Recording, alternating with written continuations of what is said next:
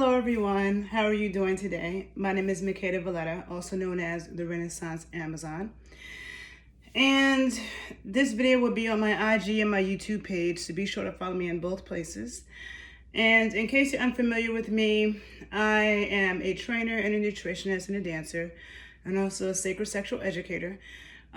So I study all things dealing with the body and its performance, but I'm also very interested in anthropology and pre-colonial art and traditional ways of being. So whether it's traditional ways of eating, traditional ways of dancing, and so I study those things. And so that also can lead to thoughts about relationships, right? I'm definitely not a relationship coach, but I listen to a lot of conversations. Like lately, I've been listening to a lot of conversations about relationships and what men are supposed to do and what women are supposed to do. And it has made me rethink a lot of things, right? So,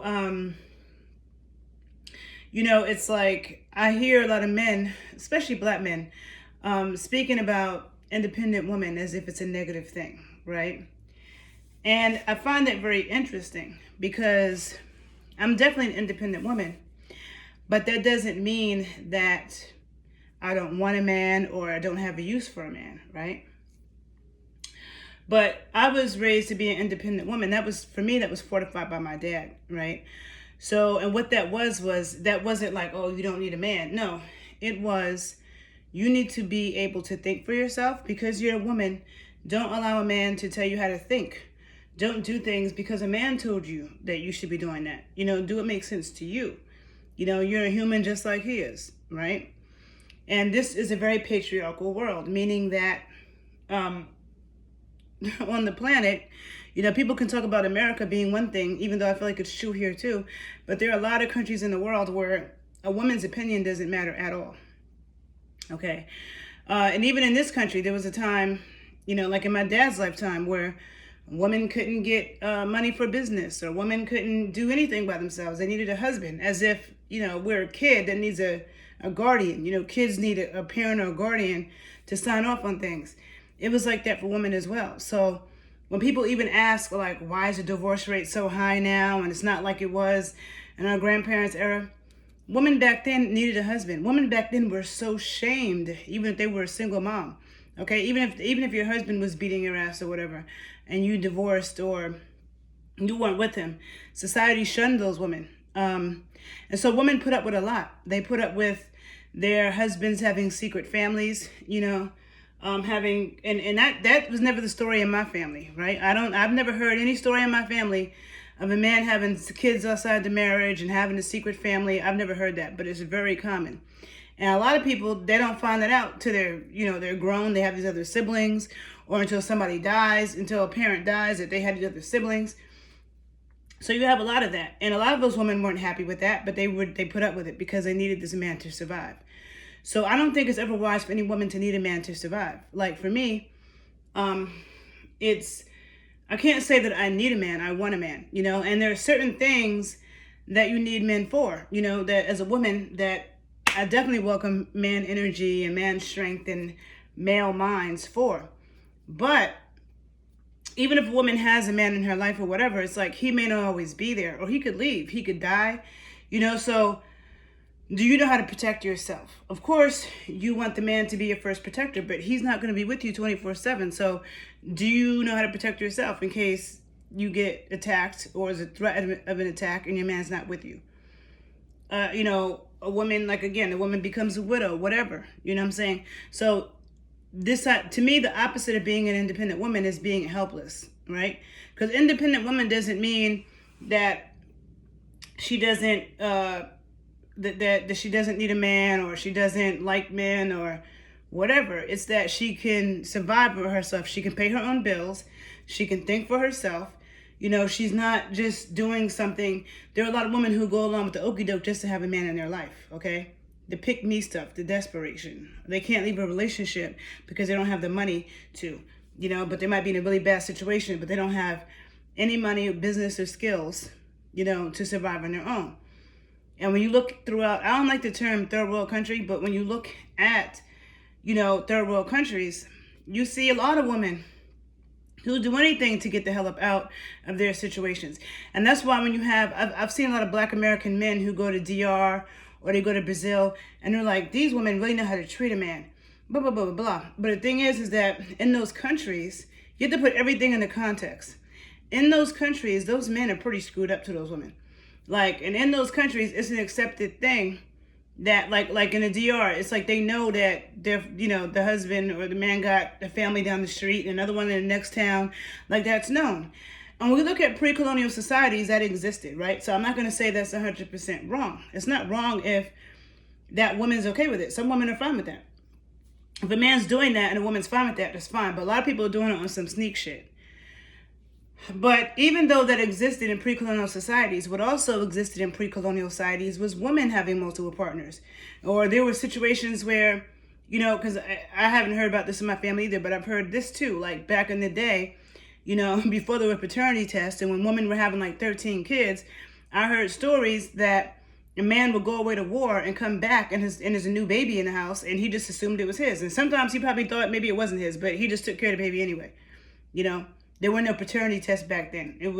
And that's the thing about why societies were matrilineal. Because before there were DNA tests, we always knew that who the mother was of the baby. Who the father was could be a mystery. So patriarchal religion wants to teach, this idea that women only want one man, when plenty of women are having sex with more than one man, okay? But it's just that society shames them, so a lot of women don't admit that. And if a woman gets pregnant and doesn't know who the father is, she gets shamed in this patriarchal society. And matriarchal societies, that wasn't the case. Matrilineal, when everything was traced through the mother. When everything was traced through the mother, it didn't matter who the father was, it just mattered who the mother was. And all the men in that village took care of their kids as if they were theirs, right? So a lot of things existed. So what I'm trying to say is, I'm not saying completely that it's wrong if a man has kids with a bunch of different women, okay? Nick Cannon does it. Those women seem fine with it, right? Nobody's tripping. And he's giving those women blessings. That might be the only baby they have, right? So I'm not saying that across the board that that's a problem, but I'm saying the women that put up with it who don't want that, who've been deceived, who that's not what they signed up for, who are very hurt by that, and who, and sometimes those women will take care of these kids from outside marriages and still stay with this man. But if that woman were to do that, they wouldn't be okay with it. If she were to get pregnant by somebody else within their relationship, that man wouldn't be okay with it, right? That double standard is whack to me. Because I'm not going to do something for somebody that they wouldn't do for me, right? So the fact of the matter is, women put up with a lot of stuff back then. There was a lot of domestic abuse. And this is not just like, some black people want to act like that didn't exist in the black community. It did exist in the black community. Some people like to tell the story like back in the day, everything was all perfect and every black man was such a gentleman and sweetheart to his wife. That's not true. In a lot of cases that was true. I see many examples of that in my family, but that wasn't always the case. There were also women who were in abusive situations. And when you go to some place like DR or Brazil, a lot of these women are trying to get out the country, okay? So these dudes be believing that these women really like you. A lot of them are running game on you. Just like when you go to a strip club. But the strip club is entertainment. But if you go on a sex tourism trip, I don't know why you think this woman like you for real. A lot of them, they're in very poor countries. And they know if they sweet talk you and seduce you, you might take them back to the U.S. and then they'll be in a better living situation. Okay? So it's a bad analogy when men start talking about how women in those countries act. Because when I hear black men even say stuff like that, I think to myself, well, you know what?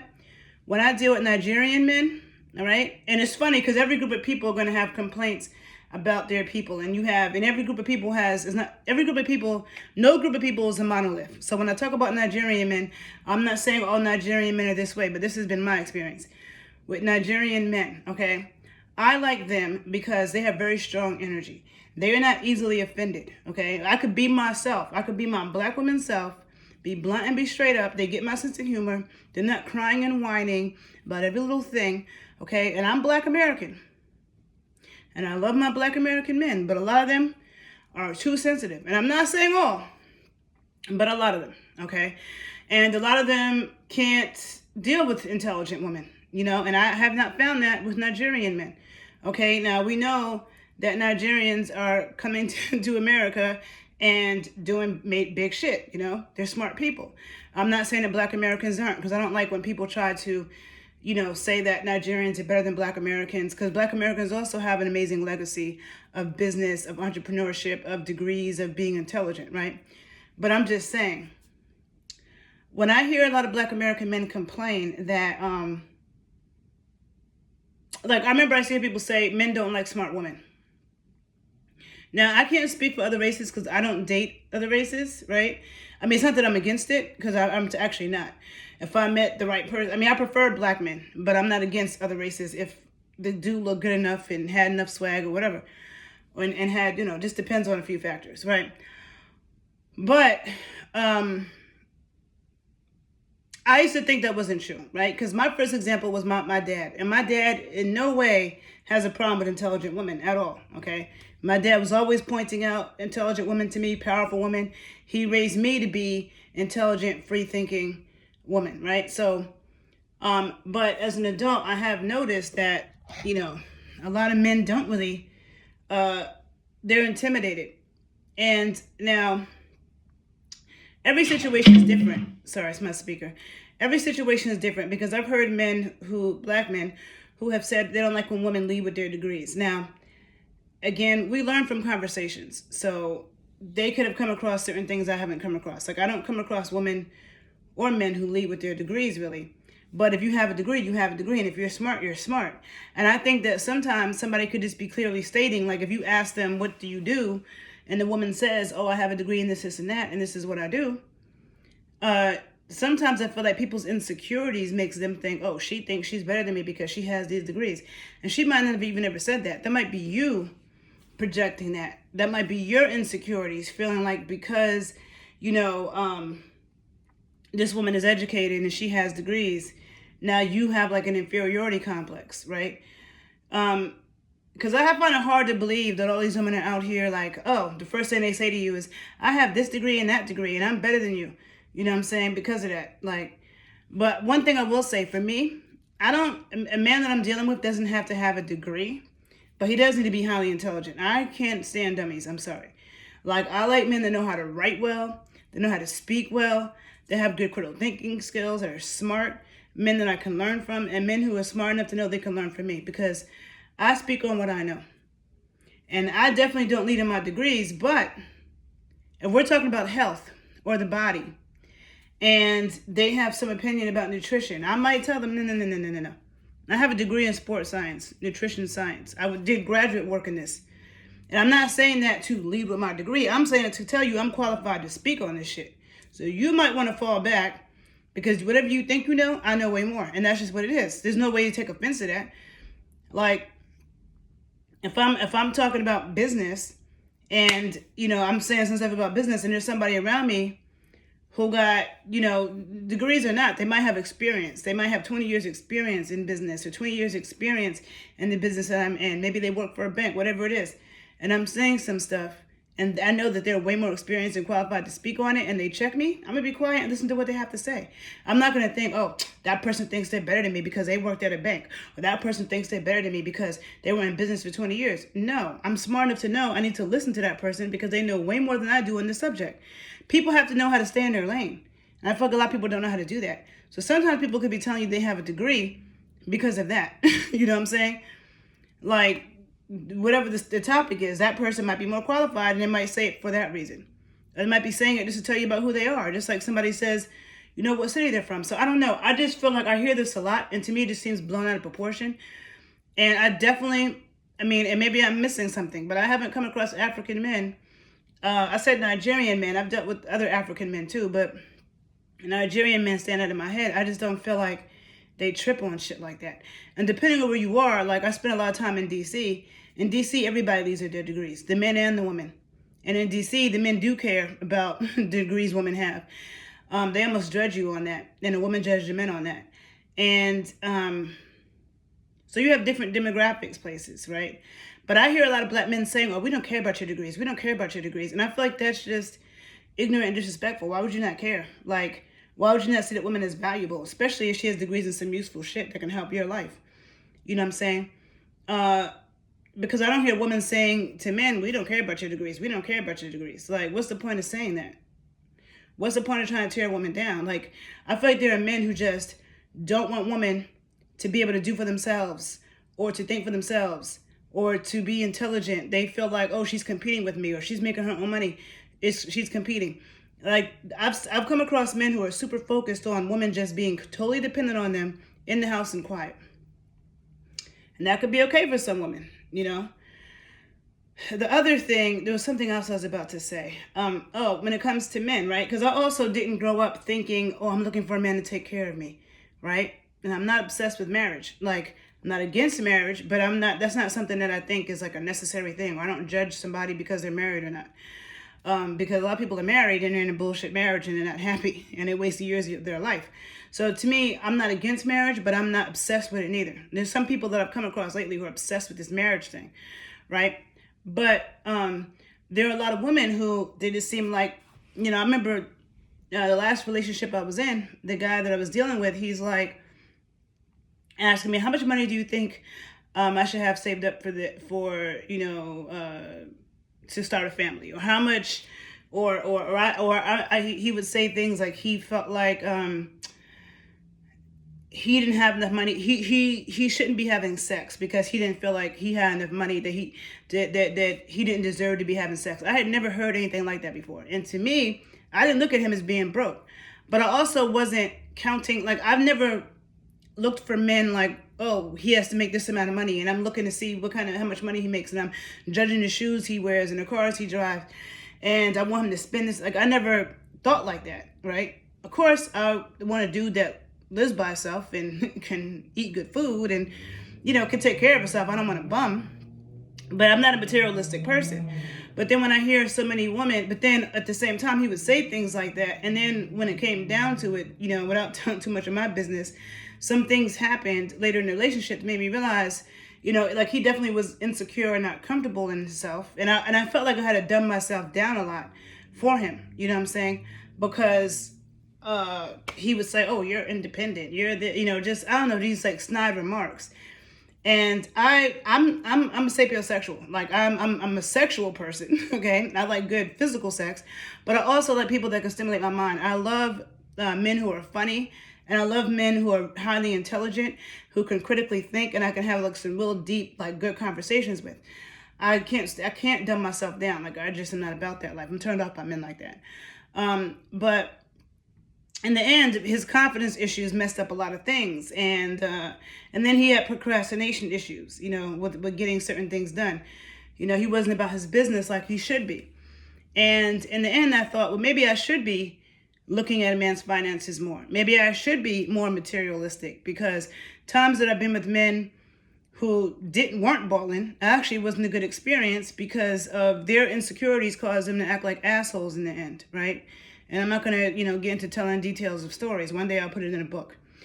But it started making me rethink myself. Like, maybe these women who are looking for dudes with a certain amount of money and can take care of shit, maybe I'm wrong. But at the same time, that's nice, but I still need to be attracted to a dude. A dude could be sweet all he wants to be and be generous and have money, but if I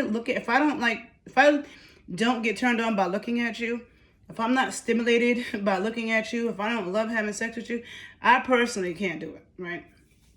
But I'm just saying, I wasn't raised to look for a man to take care of me. And in the household that I grew up with both of my parents in the house, but both of my parents worked, both of my parents cooked, both of my parents took care of us, you know what I'm saying? There were differences. Like, my dad, he was more into safety. He taught me how to cut a dude if a man ever tried to attack me. He had very important conversations with me. So and he's the one that took my brother and I to the park all the time. Whereas my mom, she didn't really take us to the park. So, like, there were different things that they did, but all in all, it was pretty balanced. Okay. And so that's what I was raised, so I was never looking for this housewife situation. And it's not that I couldn't be a semi-housewife, but I still would have some type of little business. I still would be helping him somehow, or, like, I'm not cut out to just be in the house doing nothing. Okay. I could be in a relationship where he was handling most of the bills and I'm contributing less, and I don't have to be stressed about thinking about making ends meet or whatever. Like, but I'm just saying, for me, a bunch of possibilities could work, but I just wasn't raised to be thinking that, oh, I need to find a man that's rich and he is paying for all this expensive stuff. And if he doesn't spend $10,000 on me in the first week, then he doesn't like me. And a lot of women think like that. But at the same time, when I hear people talk about women resting in their feminine, there's a lot of validity to that too. So like a man who is generous, a man not only who makes a woman feel good physically, but a man who does have the means to make sure she's comfortable, right? Or that she looks good. Like you want her to come out with you, you want her to come out with you to an event, or you want her to come with you, take a trip somewhere, you want her to look fly. You know what I'm saying? You help contributing to, because it's expensive being an attractive woman all the time, having your makeup done and your hair done and your nails done and the outfits and, you know, shoes. And so this man might be like, I want my woman to be fly all the time, and I don't want her to be stressed. Because she might be able to be fly on her own, but she might be stressed because she had a lot of things to do. And she had to take time out to be fly for this event. And da-da-da-da. And then she's thinking about business. And you just want her to show up in her so-called feminine and just be pretty and happy.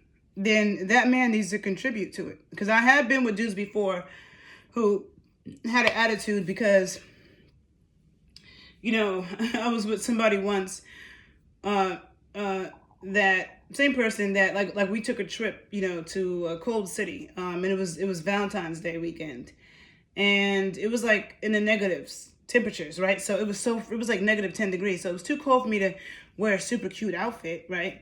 It was cold, so I did the best I could. I thought I looked decent for -15 degrees, and I felt like my gift to him would be my naked body when I come home. I'll do a dance for him. We'll have good sex, whatever. But I remember, and I had a great weekend, but after that weekend, he was complaining, oh, he didn't put on a nice outfit for me, yada, yada, yada. And I'm like, dude, it was -15 degrees. I had just gotten back from another trip. I had just came back in the country from Mexico. I didn't have money to go try to, you know, buy a nice outfit to wear -15 degrees. He wasn't contributing to that. And it was super stressful for me to even make the trip. You know what I'm saying? And I just felt like there was, and then like my whole plan was after the trip to go, I'm not even going to get into detail, but it just was, I just started to see the value of having a generous man, because a lot of times the ones who aren't complain the most. And I'm not saying that's 100% the case, but that's just been my observations and my experiences. So it makes me understand things from different perspectives as to why some women might be so-called more materialistic, or it's more of a requirement that this man has a certain amount of money. And people will say that, women shouldn't be materialistic, but then when a woman is dating a dude who's so-called broke, then they get criticized for that too. Like, oh, why are you dating the broke dude? And he, you know, he can't. So it's just like, well, what do you do? Right? But I just really think that, you know, like I really like entrepreneurs, men who have businesses, men who are serial entrepreneurs, who have multiple businesses, who they're their own boss. They make money because then they understand my hustle. You know what I'm saying? And they usually aren't trying to stop me from being who I am. And they have the means to be generous and invest in my business or whatever we could build together, right? I was always looking to build with somebody. I was never looking to be a leech, okay? But people like different things. Some men like women who are leeches. Some men like just giving women money. Like, I know men like that too, who sending a woman $1,000 for something is nothing. You know what I'm saying? And it's nothing to him because he got so much money, and it's just, you know, this is what it is. So I'm just saying there's different kinds of men that exist. There's different kinds of women that exist. And, but all in all, I just feel like my message to the woman, don't dumb yourself down for any dudes. I just don't believe in that. I get tired of hearing, you know, black men criticizing, and it's not all black men. It's not all black men. Let me be clear. Okay. But I'm seeing this whole sector of black men lately who've been trying to break down black women and talking about, oh, you know, they don't, you know, care about our degrees, and, oh, she's independent. You should be with an independent woman. You know why? Because that means if you're with a woman who's independent, that means she's with you because she really fucks with you, because she really likes you, because she wants to be, not because she has to be. A desperate woman who can't pay her own bills, who can't survive on her own, she's with you out of necessity because she literally has to be. So does she really like you, or does she like what you can do for you? Does she really like you, or she's like your resources? You know what I'm saying? How do you know if a chick really likes you for real if she don't have shit and you have everything? And then a lot of men like that too are very controlling. And that's one thing I can't deal with. A lot of times a woman don't have shit and they get with a man who has money, 9.9 times out of 10, that man's trying to control that woman. And he will, just like, you know, like a kid and a parent. And he'll cut her off if she does something he don't like. And then kick her out. She got nothing. It's very controlling. I didn't wait all my childhood to grow up to be controlled by a man. I'm grown. I have my own brain. You know, I go where I want to go. So if I'm with this dude, if I'm around this dude, it's because I want to be around this dude. Not because I have to be around this dude. And that's the power of being an independent woman. And Black women have a long legacy of being intelligent, of being business owners, you know, knowing how to hustle. We have a long, and to me, there's nothing better than a power couple. You know, like, there's nothing better than a power. And that's one thing I like about Barack Obama, because he had a really intelligent wife. He wasn't ashamed to admit that. He wasn't ashamed to admit his wife was his mentor. He became president, but his wife was his mentor. He listened to her. He was a smart man. Smart men listen to smart women. Smart men have fly, intelligent women on their arm, and they know when to listen to them. And those women know when to listen to their men. Sometimes men need to listen to women and vice versa. I'm about that power couple shit. We could both be bosses and be on some power couple shit. You know? So, I mean, I don't think the same way men can say they don't like women leading with their degrees, or they don't like bringing work home. Oh, she's a boss at work. I don't like her coming home and acting like that. Well, a lot of women are the same way. You could be doing a certain job at home. That I mean a certain job. Men, that doesn't mean the woman wants you to bring that home. That doesn't mean she wants you to lead with your degrees either. So that can go both ways. But I just think that the conversation is so diluted and lightweight. And so I'm going to end with this, because I always have so many things I want to say, and I get in front of the camera and I start forgetting. So whatever I didn't say in this video, I'll put it in the next one. If you have any thoughts on this, please let me know what your thoughts are. Okay, what are your thoughts about independent women? What are your thoughts about intelligent women? Women, how do you feel about that? I'd like to know. And if you like this video, please like it, please share it. Please subscribe to my YouTube page and my IG page. And have a blessed afternoon. Bye, people.